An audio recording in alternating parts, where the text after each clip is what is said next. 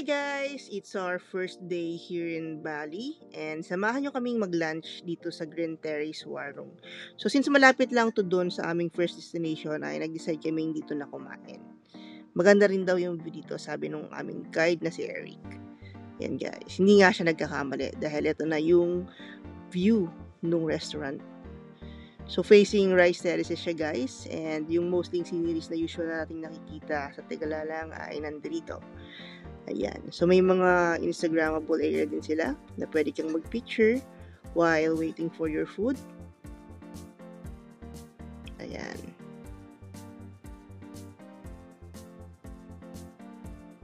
Ito nga pala yung kanilang menu.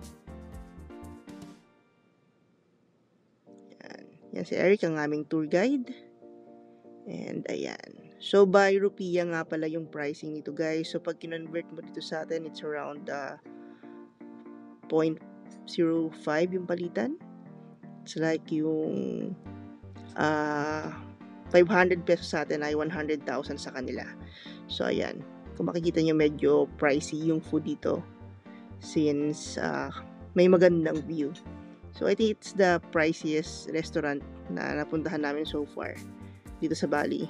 Kasi mostly dun sa mga usual na warung lang kami or kainan like karinderya sa kanila. So ayan. Yan yung pricing.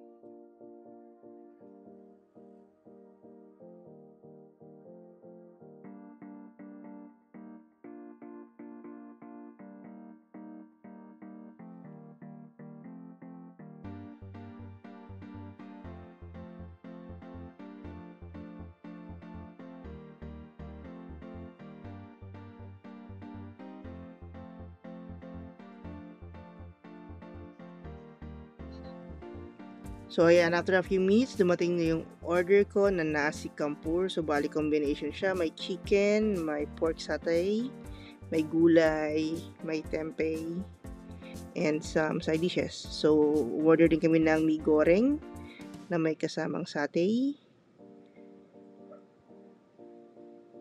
And then fried chicken.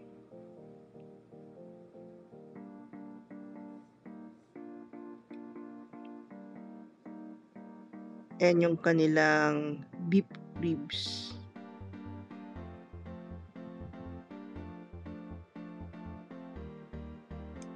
Yeah, so Green Terrace Warung. Ito yung kanilang buong resto. Guys, then ito yung view. Malapit lang ata sa resort natin.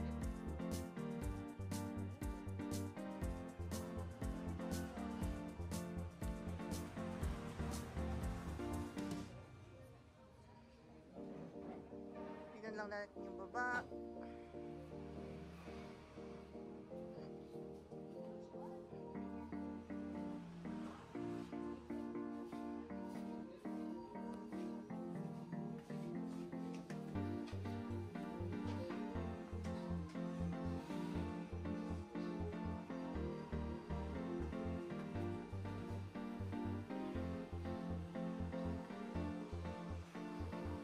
In fairness guys, masarap naman halos lahat ng mga nakain namin. And ito nga, yung view talaga yung nagdala sa restaurant na ito. So yan ang aming Green Terrace Warung experience. Thank you for watching and see you on our next videos.